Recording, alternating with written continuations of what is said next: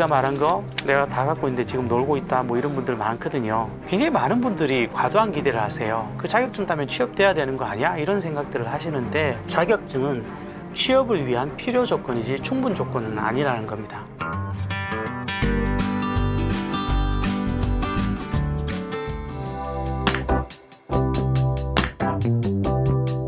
일단 워낙 경쟁이 격심해지는 사회다 보니까 아무래도 내가 기댈 수 있는 어떤 것이 필요하다는 판단을 하시는 것 같아요. 생각해보면 너무 당연하죠. 예를 들어 내가 단순 업무를 해요. 편의점 알바를 한다고 가정을 해보겠습니다.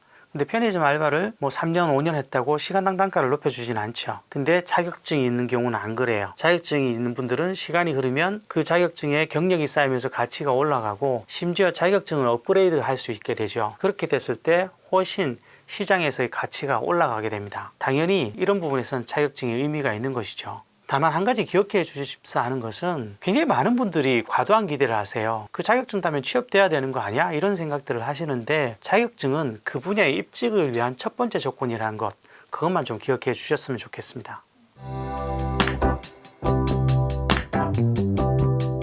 본인이 어떤 것들을 대상으로 할 때 조금 더 강점이 있는지를 좀 파악해 보셔야 돼요. 여러 가지 있을 수 있지만 아주 쉽게 얘기를 하면 도구나 기계를 다루는 것이 좀 편하신 분이 있을 것이고요. 사람을 상대할 때 오히려 더 강점을 발휘하는 분도 계실 거예요. 혹은 자료나 정보, 숫자 이런 것들을 다루는 게 더 편하신 분도 계실 것이고 또는 아이디어를 다루는 것이 더 재미있는 사람도 있을 거예요.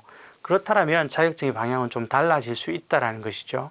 다만 여기서 젊은 시절이라면 이런 것들을 기준으로 단순하게 구분할 수 있겠는데 나이 드신 분들을 기준으로 하면 여기에서 아이디어를 기반으로 한 자격증 또는 자료나 정보를 기반으로 한 자격증은 60세가 넘어가시면 재취업과 관련해서는 도움이 안 될 가능성이 높다는 것을 좀 염두에 두셨으면 좋겠습니다.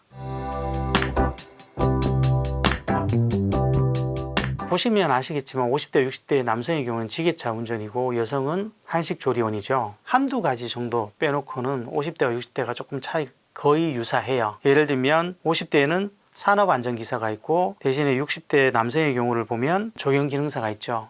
이거 대단히 현실적인 선택입니다. 왜냐하면 60대가 넘어서 산업안전기사를 딴다고 갑자기 그 분야로 취업될 가능성은 별로 없어요.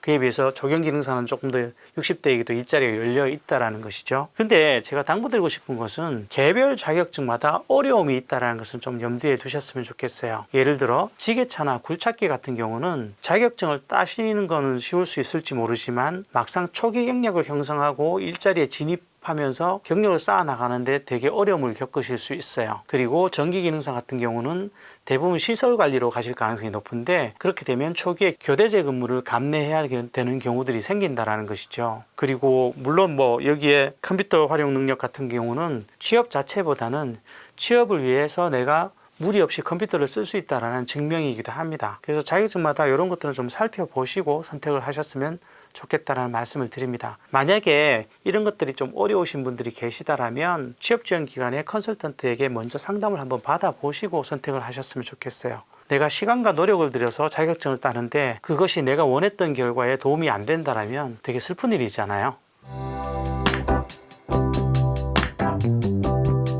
대표적으로 한 3가지 정도가 있을 것 같습니다. 첫 번째는 법적 책임을 질 수 있는 자격증입니다. 사실 모니터가 안전관리에 대한 점검을 할 수는 있어도 그 모니터에게 책임을 물을 수는 없잖아요. 결국 이런 부분에 대해서 최종적으로 책임을 질 수 있는 사람이 관리를 해야 된다는 것인데 그런 면에서 감리나 안전관리 혹은 정기관리 뭐 이런 것들이 있을 수 있겠죠. 두 번째는 현장성이 강한 자격증들입니다. 예를 들면 적어도 피지컬 AI가 언젠가는 나오겠지만 그 AI들이 설사 빠르게 나온다고 하더라도 우리 집 부엌의 설비를 고치기 위해 오지는 않을 거라는 것이죠. 경제적인 단가가 안 맞으니까요.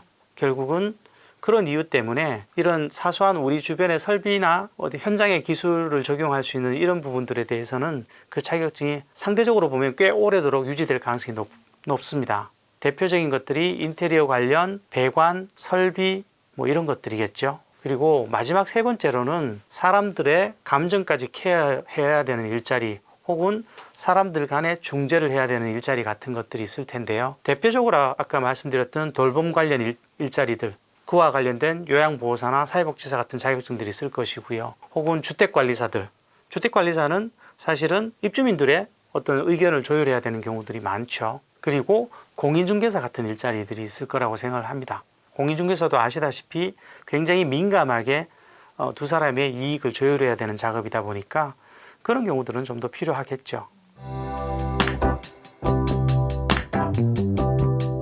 아무래도 유사한 대상들과 소통이 가능한 일자리들이 조금 더 시니어가 유리할 가능성이 높습니다. 즉 대상자가 시니어일 때, 그런 영역일 때 조금 더 역량을 잘 발휘할 가능성이 크겠죠. 제가 유튜브를 운영하고 있어요. 근데 이제 주로 중장년과 혹은 나이 드신 분들을 위한 유튜브다 보니까 PD의 도움을 받고 있는데 그 PD가 사실은 제 딸입니다. 근데 대학생이에요. 근데 이 친구가 아무리 공부를 해도 50대, 60대의 어떤 그런 감각을 읽어낼 수는 없겠더라고요. 그렇듯이 아무래도 자신이 잘 아는 영역이라서 익숙한 영역들이 있습니다. 그래서 대표적으로 보면 요양보호사 같은 것들이 대표적일 텐데요. 그런 쪽에서는 굉장히 나이 드신 분들이 많이 활동을 하고 계시죠. 그 외에 예를 들면 주택관리사 같은 것도 있을 수 있을 것이고요. 또 은퇴를 앞두신 분들과 관련해서 교육을 하는 그런 분야 같은 것들은 상대적으로 시니어들이 좀 더 유리할 가능성이 큽니다.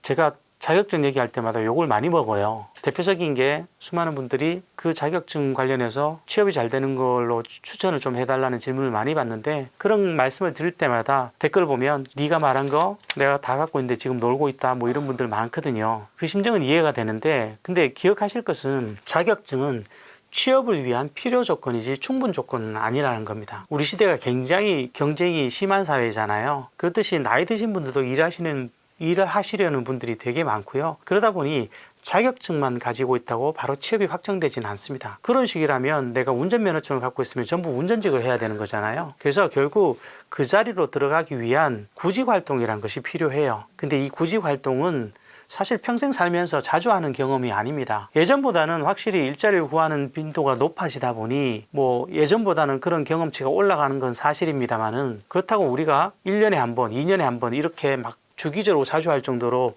익숙한 영역은 아니라는 것이죠. 그러다 보니 구직활동을 어떻게 해야 될지 모르는 분들이 굉장히 많으세요. 그래서 좀 전에도 말씀드렸다시피 우리나라에는 사실 다양한 취업지원기관이 많습니다. 그런 곳에 가서 먼저 상담부터 받아보고 구직활동을 시작하셨으면 좋겠습니다.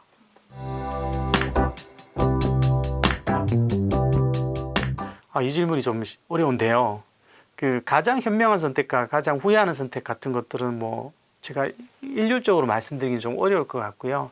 근데 적어도 제가 보는 관점에서 가장 현명한 은퇴자들은 퇴직 전에 준비를 하고 나오시는 분들입니다. 제가 퇴직교육을 들어가면 제가 강의도 하지만 토론도 많이 시키거든요. 근데 그렇게 얘기를 서로 좀 나누다 보면 똑같이 아무 준비도 안 한 줄 알았던 옆에 사람들이 굉장히 준비가 잘 돼 있는 사람들이 많아요. 통상 정년 전에 교육들을 들어가 보면 10% 정도는 이미 내가 이후에 뭘 해야 될지 다 맞춰 놓으신 분들이 꽤 되세요.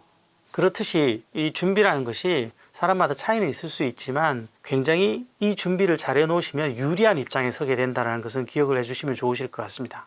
그리고 그 다음으로 두 번째로 말씀드릴 수 있는 분들이, 그러면 아까 말씀드린 것처럼 10% 정도가 돼 있으면 거의 나머지 90%는 안 돼 있다는 건데, 정확히 얘기하면 안 돼 있다라기보다는 굉장히 애매한 생각들을 갖고 나오시는 분들이 많죠. 그런데 이런 분들 중에서 그 다음에 성과를 내시는 분들은 굉장히 타협이나 적응을 잘 하시는 분들입니다. 그런데 이것조차도 내가 과거에 어떤 확고한 기준, 그래도 전 직장이 이건데 이 정도는 맞춰야 돼, 이런 것들을 오래 고집하시게 되시면 사실 이런 경우는 거의 장기 실직으로 빠지거나 아니면 돈이 있으신 분들은 무리한 창업으로 들어가시는 수밖에 없다라는 것이죠. 그래서 한번 살펴보시고요. 스스로를 나는 준비가 된 사람인지 혹은 타협을 잘할 수 있는 사람인지 이런 것들을 좀 생각해 보시고 그 과정에서 내가 어떻게 대응해야 할지를 결정하셨으면 좋겠습니다. 준비한 사람이 10% 정도라고 하셨는데 소장님이 생각하시기에 그러면 퇴직 전에 반드시 준비해야 하는 조건은 어떤 게 있는 걸까요?